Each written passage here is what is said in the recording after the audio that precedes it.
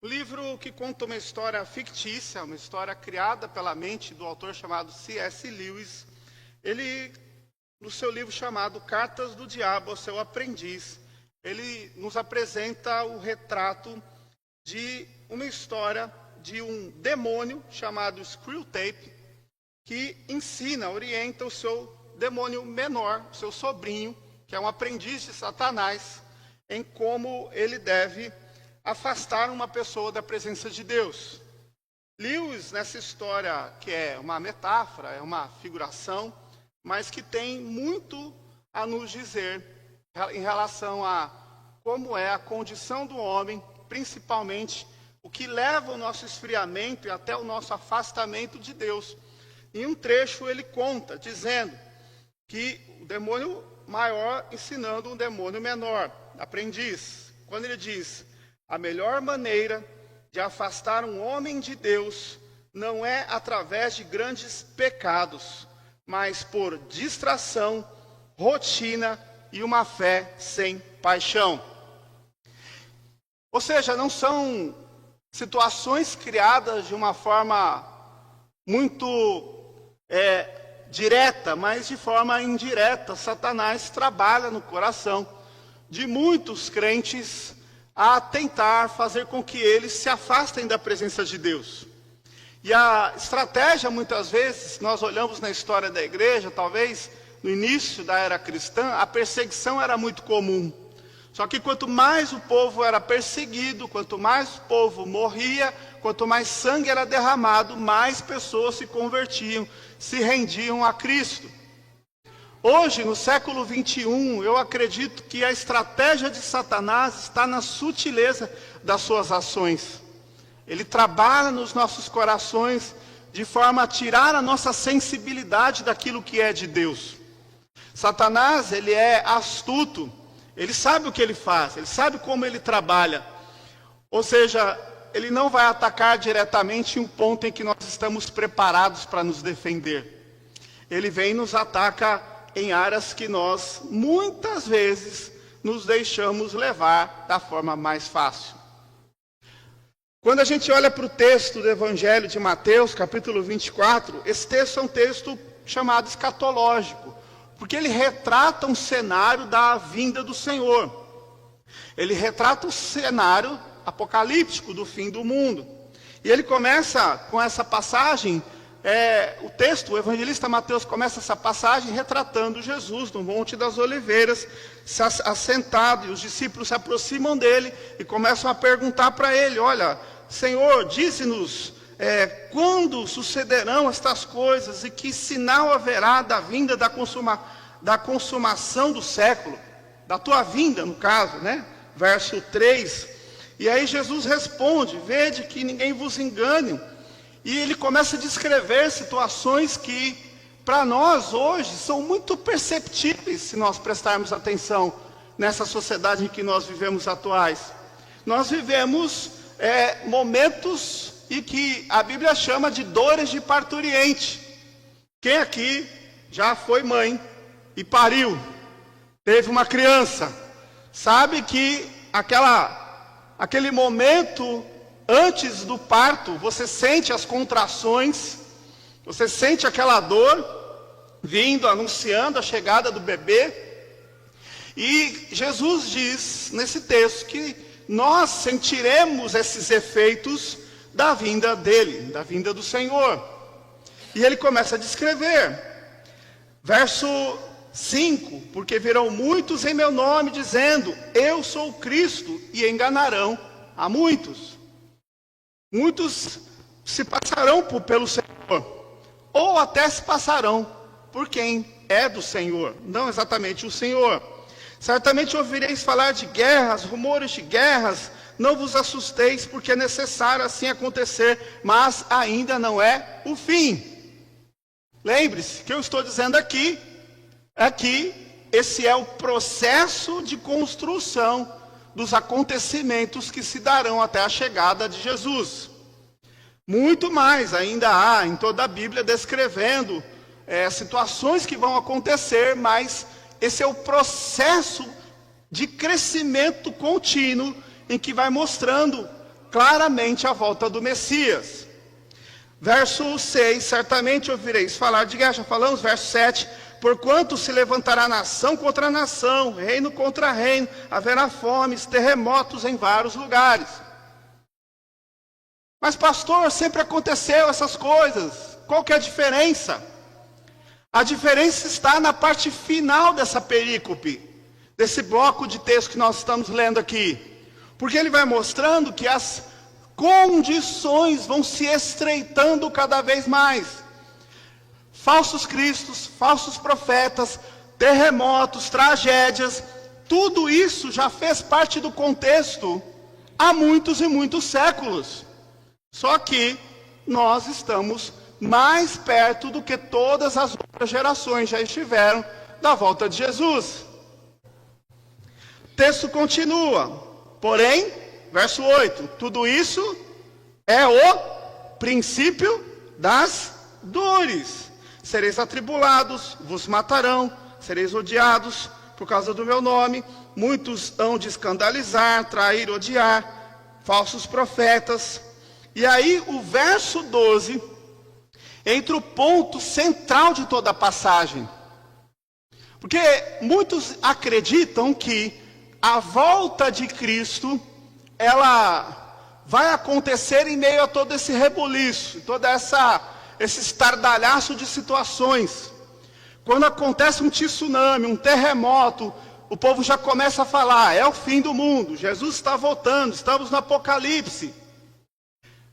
Alguns dias posteriores à morte do Papa Francisco, apareceu um homem chamado Abdullah Hashem, dizendo que ele é o sucessor de Jesus Cristo. E aí muita gente questionando e falando coisas. E isso é comum aparecer na nossa sociedade. Só que o maior evento que representa o sinal de alerta para a igreja não é um falso Cristo, não é um falso Messias, não são tragédias que acontecem no mundo, mas o esfriamento de quase todos. O ponto principal da volta de Jesus é quando Deus vai, de forma muito clara, separar os bodes das ovelhas. Só que os bodes e as ovelhas muitas vezes estão dentro do mesmo aprisco. E o que eu estou dizendo aqui, nós temos bodes e ovelhas dentro da própria igreja. Da igreja que se diz cristã. E muitos daqueles que se encaixam nesse perfil de esfriamento e afastamento, são pessoas que não têm dúvida nenhuma da sua salvação. São pessoas que estão com o sentimento de salvas, sentadas e satisfeitas na igreja. Quando a gente olha essa perspectiva, ela é aterradora. Porque o maior perigo da igreja não é um inimigo que se levante contra ela. Aliás, é até muito bom quando a igreja é perseguida. Porque quando a igreja é perseguida, ela é despertada para um avivamento. Quando a igreja é perseguida, nós sabemos que estamos no caminho do certo.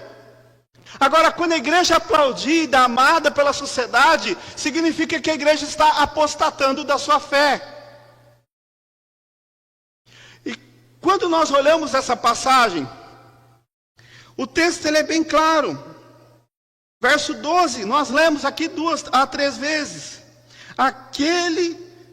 E por se multiplicar a iniquidade, o amor se esfriará de todos.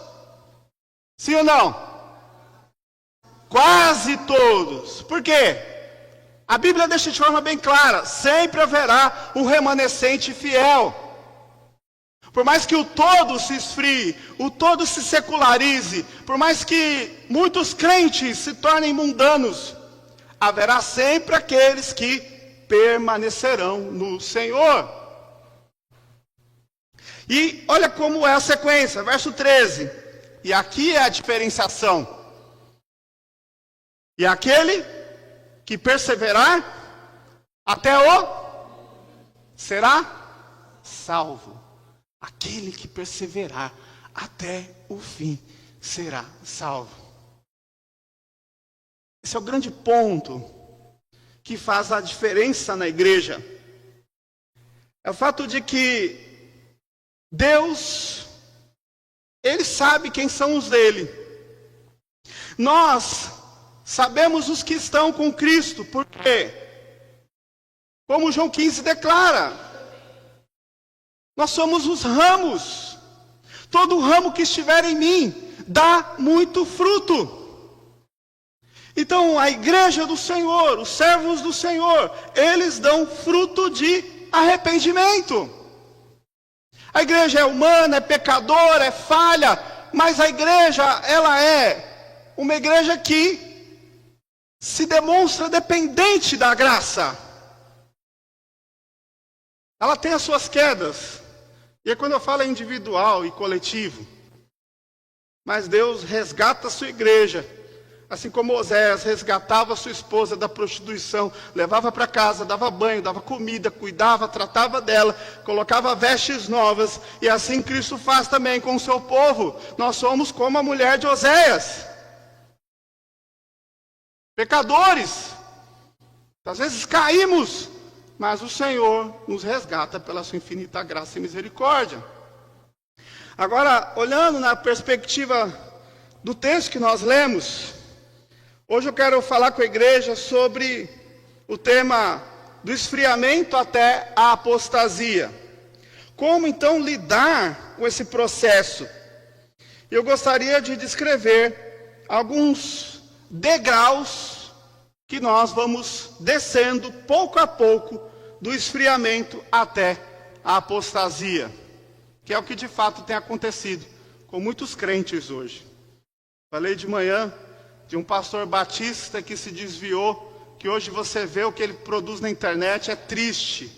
Um homem que já ensinou sobre o reino e hoje ensina coisas contra o reino de Deus. Então, em primeiro lugar, o primeiro degrau que descemos do esfriamento à apostasia é o da negligência espiritual. Então não se preocupe de achar que a queda ela é instantânea. Não, ela é gradual. Como o Screwtape ensinou para o seu discípulo. Hebreus 2:1, vamos ler?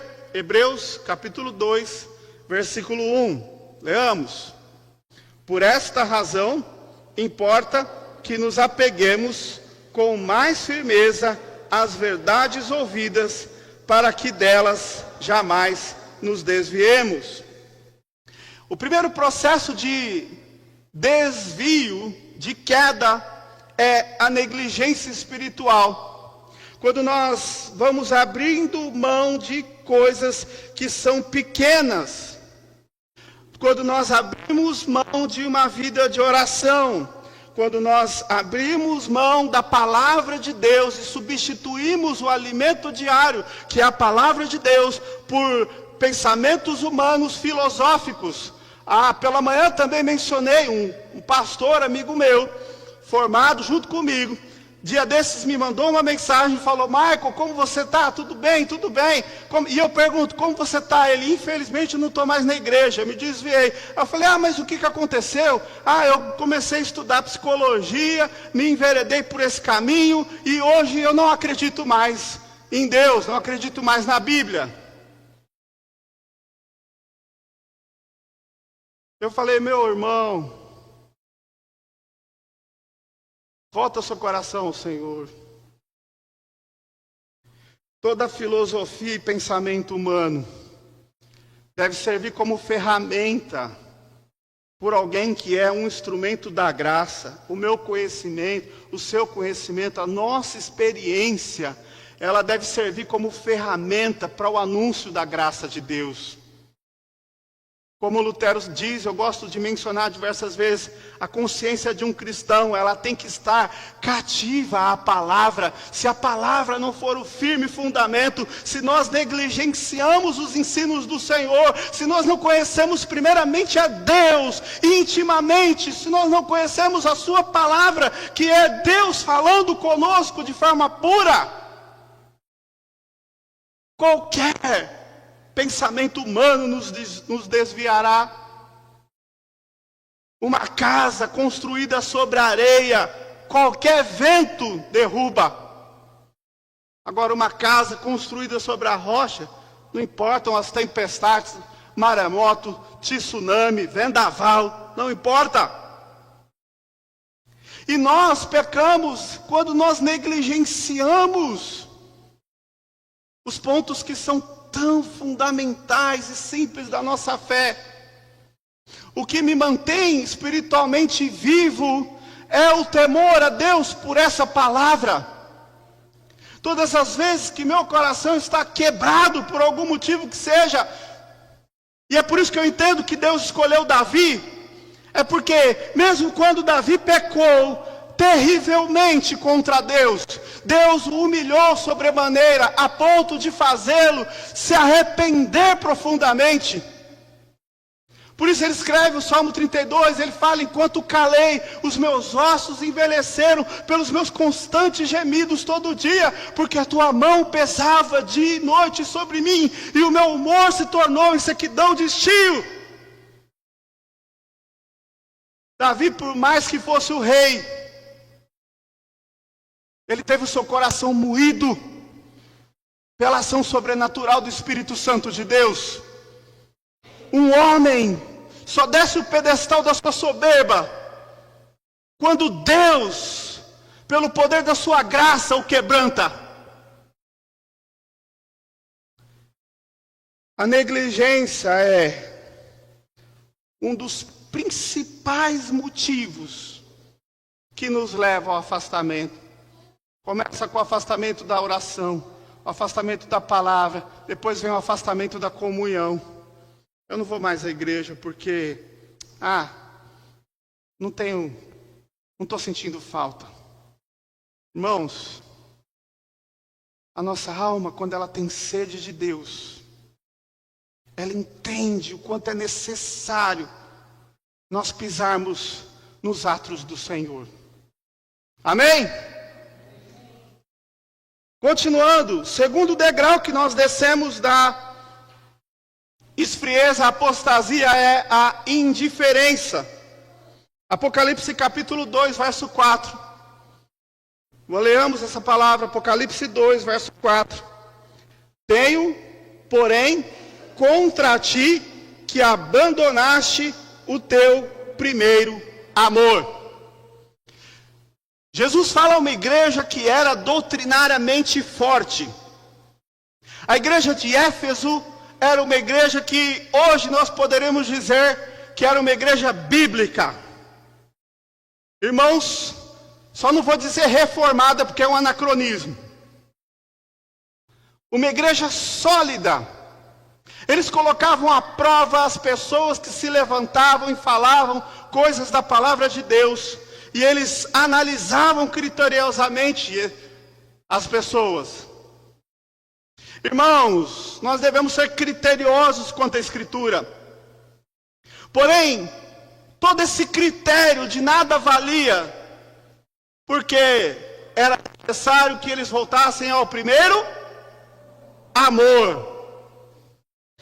Quando a gente fala sobre esse amor, a indiferença, ela mostra que a paixão por Jesus se torna apenas uma memória. Quanta gente não está na igreja e não tem aquela leve saudade do primeiro amor com Jesus. Quanta gente não vive assim. Aquela lembrança de como era pura a vontade e o desejo de estar na presença de Deus. O pastor nem precisava chamar, já era o primeiro a chegar na igreja. Era capaz de chegar antes do diácono. Não é? Então há muita gente onde a motivação, ela foi perdida. O que era amor agora é apenas hábito. A fé se torna monótona, burocrática e sem vida.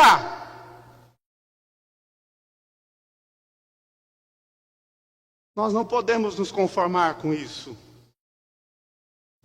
Se Deus não fizer arder a chama da paixão por amor a Ele em nossos corações, nós precisamos nos arrepender dos nossos pecados, nós temos que lutar contra a nossa indiferença, ou nós amamos a Cristo mais do que qualquer coisa nesse mundo, ou a nossa vida não vale a pena. Não vale a pena.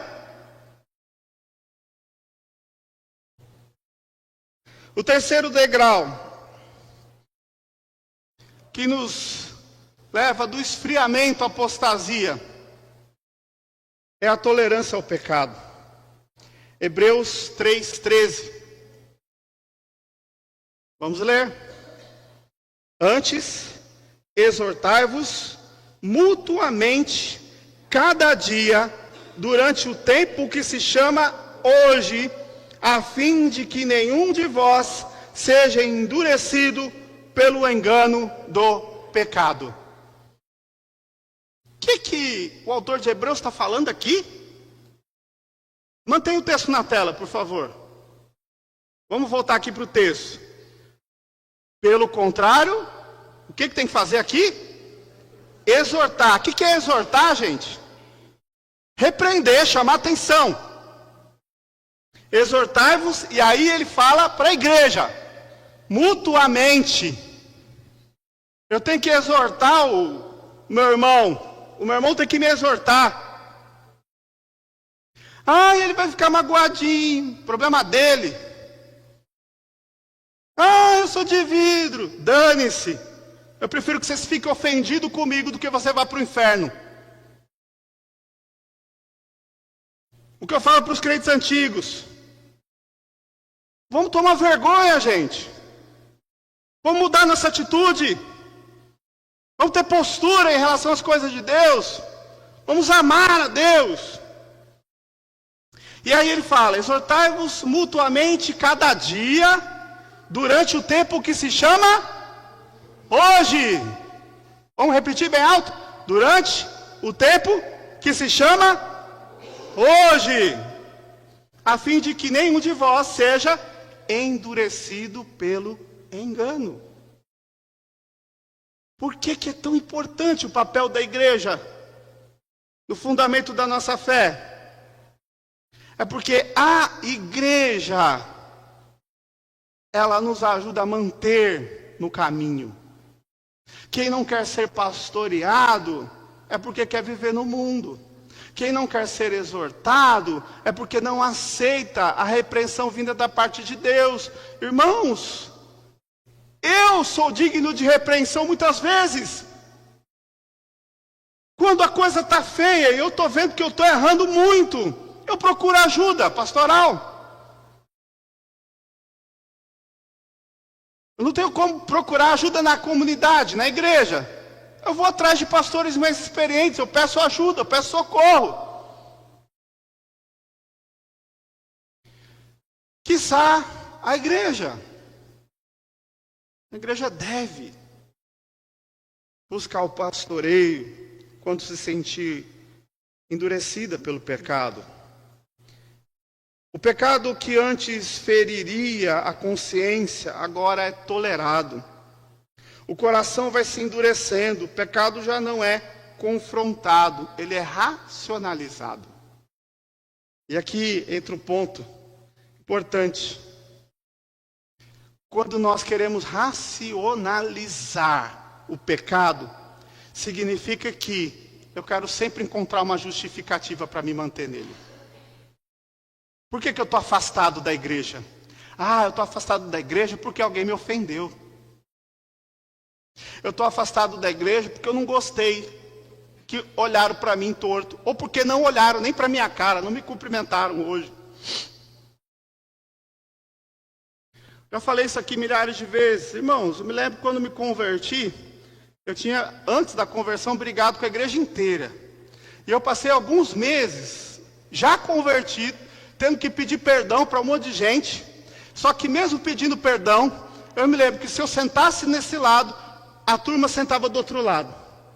Imagina você frequentar uma igreja onde as pessoas fugiam de você, porque elas não queriam você lá. E diziam na minha cara: o que você está fazendo aqui? Vai embora, ninguém gosta de você aqui não. Eu ouvia isso das pessoas. Só que Deus tocava no meu coração, através do Espírito Santo dele, e dizia: você vai ficar aqui, porque eu tenho um propósito para você aqui. E nada conseguia me tirar da igreja, mesmo que ninguém quisesse que eu estivesse lá. Tem gente que por muito menos não quer mais vir na igreja. Sabe o que isso representa? Que o diabo venceu muitos. Muitos que se deixam levar pelo engano,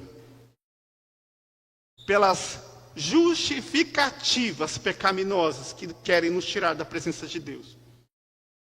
Irmãos, eu vi pastor que me liderava adulterar. Eu vi gente mentir. Eu vi gente fazer coisas que muitos aqui nunca mais pisariam em uma igreja evangélica. E eu vi na minha frente. E eu não vi ninguém fazer nada. Por que eu permaneci na igreja? Porque eu sabia que era Deus que estava me colocando naquele lugar.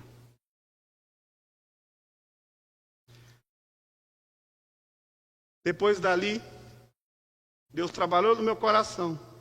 Fui para o seminário, fui para o ministério. Estou 20 anos no ministério. Nunca coloque a culpa nos outros de uma responsabilidade que é só sua. Eu não estou dizendo que a gente tem que passar a mão na cabeça de pecado e fazer que não está vendo. Mas o que eu estou dizendo é: a culpa da sua apostasia não é da igreja, ela é totalmente sua. Agora, o grande mal aqui, ele é gradual. Agora, como que a gente, ao invés de descer esses degraus, nós vamos subir esses degraus e buscar no Senhor a restauração? E aí eu te digo, reconheça a sua frieza. Apocalipse 2:5. Vamos ler? Apocalipse 2:5. Lembra-te, pois, de onde caíste, e arrepende-te, e volta à prática das primeiras obras.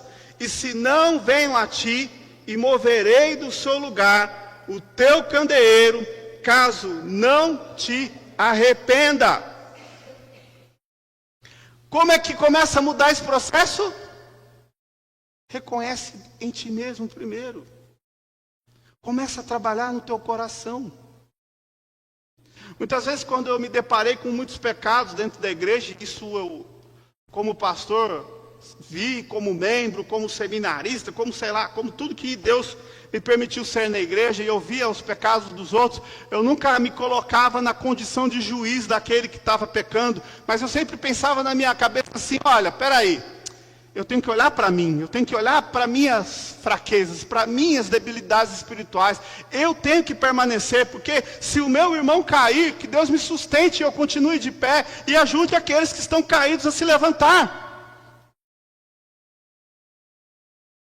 Nós devemos compreender que a nossa missão é uma missão de que uma igreja só vai ser genuinamente fervorosa, ativa, viva, se os irmãos se incomodarem com a frieza espiritual, se os irmãos reconhecerem que nós não devemos olhar para o outro como responsáveis pela frieza espiritual, mas devemos nós, diante de Deus, pela sua misericórdia, reconhecer que nós precisamos ser transformados. Os grandes avivamentos da história não aconteceram primeiro nos líderes da igreja. Os avivamentos da história começaram nos bancos. Quando o povo se quebrantava pela palavra.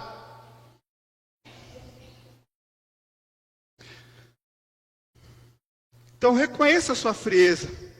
A restauração começa com arrependimento. Jesus nos chama a olhar para onde deixamos o primeiro amor e voltar. Depois, próximo degrau, aproxime-se da palavra e da oração. 1 Tessalonicenses 5,17, a Bíblia diz: orai sem cessar. Sem cessar. A mudança começa na oração. A nossa arma mais poderosa, irmãos, é falando com o Senhor. É clamando por Ele. É dizendo: Senhor, intervenha sobre nós. Reconheço o meu opróbrio, reconheço o meu pecado, reconheço a minha humanidade desgraçada e reconheço que preciso de Ti. Mateus 4,4, a Bíblia diz: não só de pão viverá o homem, mas de toda a palavra que procede da boca de Deus. Eu preciso da palavra de Deus. Não é o pastor Maicon que está falando, é Deus que está falando para você. Alimenta-te da verdade. Alimenta-te daquilo que é de Deus, consistente, sólido. Quanta gente pregando um monte de bobagem por aí. São raros os pregadores que pregam a Bíblia genuína. Ah, irmãos, pastor Jeremias Pereira fala um negócio que é verdade. Se o seu pastor prega a Bíblia, honra ele. Porque hoje em dia está difícil. Hoje em dia é coach, é gente pregando psicologia no púlpito, autoajuda. Como tem feito falta pastores que pregam a palavra. Eu me esforço constantemente para pregar a palavra, irmãos. Peço ao Senhor que não seja da minha vontade, da minha carne, que seja o Senhor. Que assim seja na igreja de Cristo. Aproxime-se da palavra e da oração, reconheça a sua frieza. Próximo degrau que nós subimos, volte à comunhão. Isso eu quero que você repete. Volte à comunhão. Amém? Hebreus 10, 24, 25. Hebreus 10, 24, 25. Leamos. Consideremo-nos também uns aos outros para nos estimularmos ao amor e às boas obras. Não deixemos de congregar-nos, como é costume de alguns, antes façamos admoestações, e tanto mais vede que o dia se aproxima. Falta a comunhão. Irmãos, toda a oportunidade de você estar servindo a Deus, estar na igreja, buscar o Senhor, isso é um privilégio, gente. Isso é uma bênção. Como é bom estar na casa do Senhor. Eu confesso, vou falar uma coisa aqui, vou confessar um pecado para a igreja. Vou confessar um pecado. Tem dia que dá uma preguiça de vir na igreja. Eu acordo de manhã e falo: ai, que preguiça. Pecado, estou confessando, a Bíblia diz, né? Confessai, pois, os vossos pecados uns aos outros para seres curados, né? Tem hora que eu olho e falo: ai, queria ficar dormindo mais um pouquinho hoje. Só que, se eu não vier à igreja, eu tenho certeza de que o meu dia não vai fazer sentido. Tem dia que eu falo: ai, meu Deus, hoje eu não estou bom para cultuar. Tem dia que a gente vem, senta nesse banco aí, Parece que a gente está travado. Só que acontece uma coisa que eu louvo a Deus por isso. Quando a gente vence a barreira da nossa carne e a gente vem para a casa de Deus. Uma das coisas que eu mais me alegro no Senhor é quando termina o culto, quando termina a escola dominical. E eu tenho aquela sensação de, valeu a pena. Eu fui alimentado. Deus falou comigo hoje. Sabe por que eu confessei o meu pecado para você? Primeiro, para te lembrar que eu não sou perfeito. Que ninguém aqui é. Você pode olhar. Desde o que não tem cabelo, ao cabelo branco, como no caso do Valdir. Ou que pôs cabelo, igual eu. Todos nós somos pecadores. Nós relutamos contra Deus. Só que Deus prova o seu amor para conosco. Quando a gente vem à casa dele e nós sentimos a nossa alma alimentada pela sua palavra. Como eu sou alimentado quando alguém vem depois do culto, me dá um abraço, pergunta como eu estou, demonstra um carinho para comigo. Todo mundo na igreja te ama e vai te tratar bem? Não, vou falar a verdade para você, não. Mas Deus sempre coloca alguém para mostrar o amor dele por você. Amém? Então, irmãos, o último degrau, sirva novamente com amor. Nós descemos, nós estamos subindo agora. Subindo novamente para o altar. Muitos saíram do altar, já vão voltar para o altar do Senhor. Sirva novamente com amor. Romanos 12, 11. Eu quero que você leia bem forte comigo, bem forte mesmo. Mesmo que você não tomou café agora à tarde. Sede, vamos lá, no zelo, não sejais remissos, sede fervorosos de espírito, servindo ao Senhor. Sede fervorosos de espírito.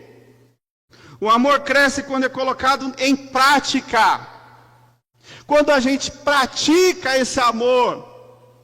Se eu ficar só em casa lá, cultivando a minha preguiça, eu nunca vou sair da estagnação espiritual. Se eu ficar só afastado da igreja, dizendo que os problemas me afastam de Deus, porque a vida, a correria, as coisas que acontecem comigo, as doenças, irmão, se a gente for uma justificativa para nunca estar na igreja, a gente não vem mais.